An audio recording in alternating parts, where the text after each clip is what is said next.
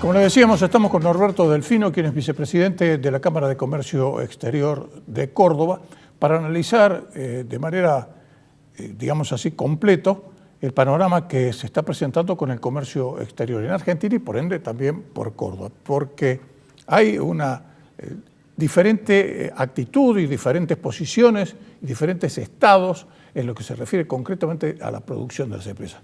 Norberto, ¿cómo te va? ¿Qué tal? Buenas tardes, Gustavo. Bueno, empecemos con una buena, porque lo estábamos conversando recién fuera de cama. Tu empresa es Cervelec. Sí. Contale a la gente qué hace Cervelec y bueno, qué está pasando en este momento. Sí, nosotros desde hace varios años somos los proveedores de la firma Tecme de las bobinas, de las válvulas proporcionales que regulan el flujo de aire de los respiradores. Ajá. O sea que en esta pandemia, digamos, nos encontró con la necesidad de reforzar, duplicar y hasta triplicar los planes de producción, lo que nos ha dado la posibilidad de seguir trabajando, ¿no? Bajo condiciones muy rigurosas de sanidad y de seguridad, por cierto. Por supuesto, porque ha habido inclusive reservas especiales por parte del gobierno de Córdoba, inclusive con todas las empresas productoras de respiradores, para decirles, señores, ustedes tendrán a lo mejor una demanda muy grande, pero primero en casa, ¿no? Sí, sí, tal cual. Ha sido un desafío tener que triplicar la producción. Un desafío que abarcó incluso a nuestros proveedores, porque en algún momento tuvimos dificultades con la provisión de materia prima por complicaciones con los transportes, con ciertas actitudes de algunos proveedores, pero con este tema de la imposibilidad de acceder al mercado único libre de cambio y demás. Pero bueno, finalmente se solucionó todo y hemos podido cumplir con los cronogramas, a pesar de que eran muy exigentes los cronogramas de producción. Bueno, me alegro de que, por ejemplo, estés dentro del sector, porque hay varios sectores, otro está vinculado concretamente a la informática, a las comunicaciones, que en este momento tampoco dan abasto. Pero hay noticias preocupantes que se dan. El caso Vicentín es ese es uno de los temas, porque ha habido referentes del kirchnerismo que querían decir, nosotros queremos directamente nacionalizar el comercio exterior. Sí. Esas manifestaciones tremendistas, pero que por supuesto siguen en el aire. Pero al propio tiempo se acaban de conocer disposiciones del Banco Central de la República Argentina que tienen que ver estrictamente con todo el flujo de divisas que necesitan todos aquellos que están vinculados al comercio exterior. Sí, señor, y de pronto ahora necesitamos exportar, hay que aumentar las exportaciones, necesitamos divisas y hay todo un voluntarismo alrededor de las exportaciones y del comercio exterior, cuando en realidad se han cometido errores que nos han llevado para atrás en todo lo que es el comercio exterior, ¿no? Y especialmente afectando a la industria, a los bienes industriales, porque dentro de todo, al margen del problema de las retenciones y del problema de rentabilidad o rindes de la cosecha o lo que fuera, el sector agrícola pudo salir adelante en esta pandemia y pudo trabajar casi normalmente, ¿no? Lo mismo el sector cárnico, ha tenido oportunidades, ha tenido nuevos mercados abiertos en China, en fin, tiene un horizonte, un panorama relativamente bueno. Además con cosechas récord, ¿no? Sí, sí.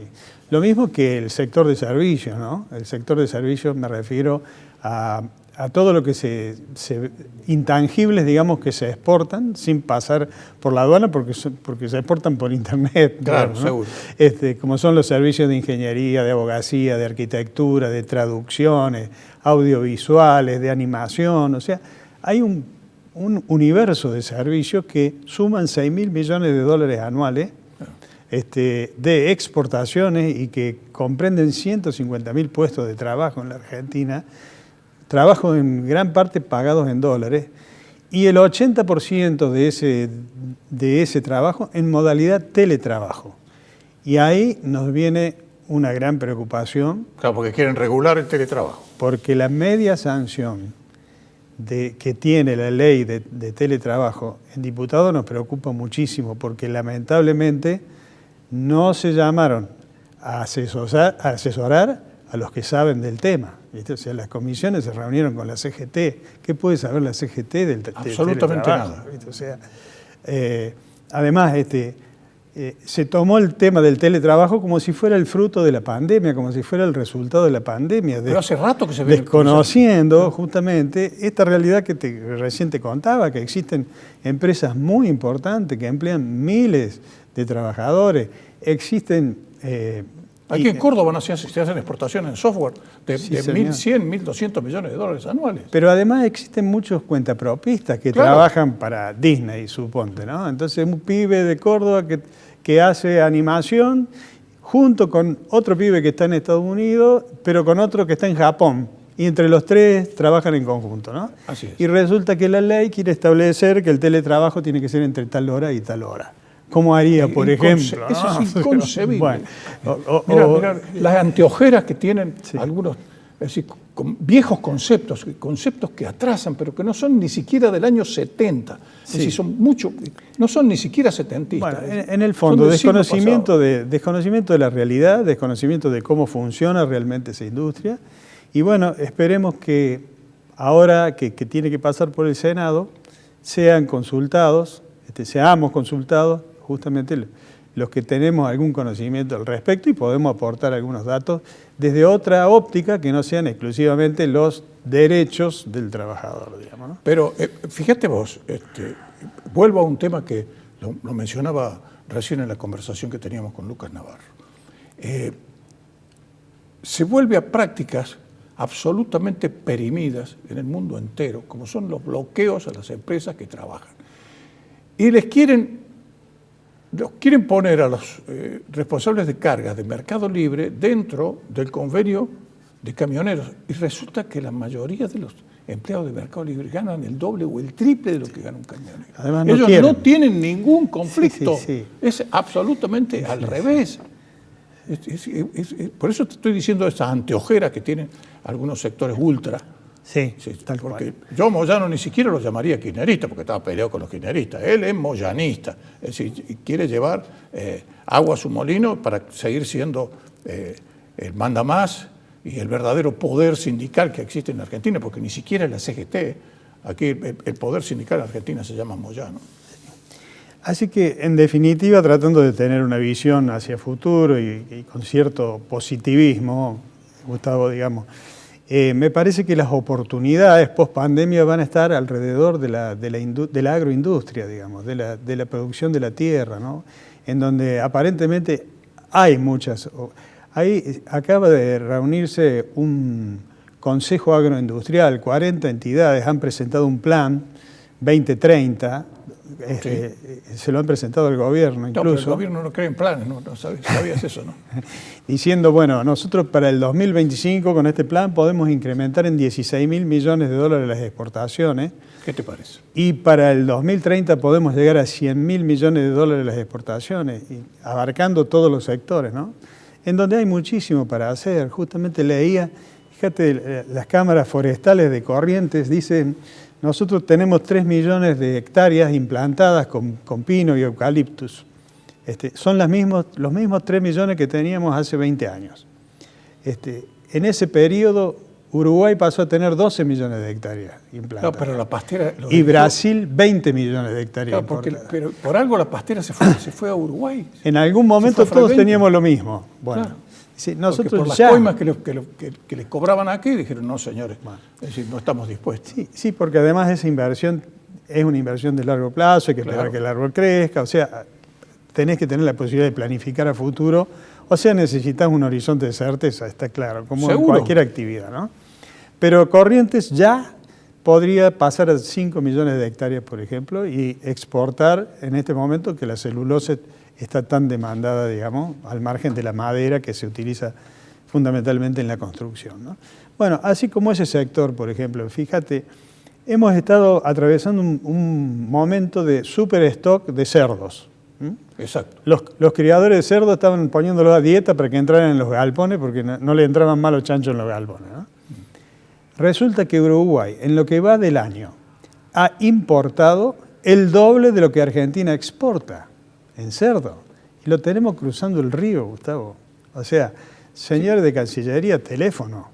Ahí tenemos un cliente cruzando el río ¿cómo no va a haber una oportunidad de negocio para nuestros criadores de cerdo? Por favor, pónganse a trabajar, ¿viste? O sea, pero elemental, es decir, tuvimos la suerte que tuvieron la peste allí en China y entonces se fueron hacia China, pero como te digo, de nuevo las anteojeras, es decir, miramos en una sola dirección, es decir, en vez de abrir la cabeza al mundo, dejarnos de ideologismo que no llevan absolutamente a nada, como decía yo recién, de verlo al empresario como un enemigo, como alguien a quien hay que sacarle, seguirlo exprimiendo hasta que directamente no va más. ¿Y qué es lo que hace? Se van, las inversiones se van acá cerquita, esas sí cruzan el río. Sí. Se van a Uruguay. Sí, se van a Uruguay. Y cuando lo acaban de escuchar el mensaje de la calle Pou, más todavía. La coherencia que tiene ese hombre, que no podemos decir que es un conservador, que es un gorila, no, al contrario. Además esas etiquetas son viejas. Ya, viejísimas. Bueno, pero eso es lo que se sigue utilizando en este país y esa es la preocupación también. Es la mochila de plomo que cargamos, no cabe ninguna duda. Claro, seguro que es así. Bueno, y volviendo al repaso de los sectores, al que lo veo más complicado es al sector industrial, ¿no? Sí. Sacando, por supuesto, la agroindustria, digamos, la maquinaria agrícola y demás, que tiene su movimiento propio, digamos, pero lo que son las pymes industriales, desde el punto de vista de la exportación, está muy complicada porque todos sabemos que todos tenemos insumos importados, en mayor o menor medida. En todo el mundo, nadie produce absolutamente todo. Hoy las cadenas de valor son globales, los proveedores están en todas partes del mundo, entonces, bueno, la dinámica de la importación se ha complejizado muchísimo. Aparecieron las licencias no automáticas, porque siempre hay algunos de estos empresarios en Buenos Aires, ¿viste? Que se ocupan de poner licencias no automáticas a lo que ellos fabrican, y esas licencias automáticas son bolsa, o sea, caen para un montón de productos, porque la posición arancelaria es una sola, y muchos de los productos que caen dentro de la posición arancelaria no se fabrican en el país. Por ejemplo, voy a decir la posición arancelaria que abarca batería. En el país se fabrican baterías para automóviles, pero hay baterías estacionarias para subestaciones, hay baterías de níquel cadmio, hay baterías de litio que no se fabrican en el país y que son necesarias. Y entonces toda la actividad se ve afectada porque esa posición arancelaria está con una licencia no automática puesta por un fabricante de batería de automóvil, digamos. Que no tiene, es inconcebible las cosas que pasan en el país, pero además no es de ahora, eso no es consecuencia de la pandemia. Esos dominios sectoriales. Nada que ver, eso es una cuestión, es una visión del comercio exterior, es una visión de pensar que nos vamos a salvar porque vamos a poner barreras de protección para nuestra industria. Exactamente.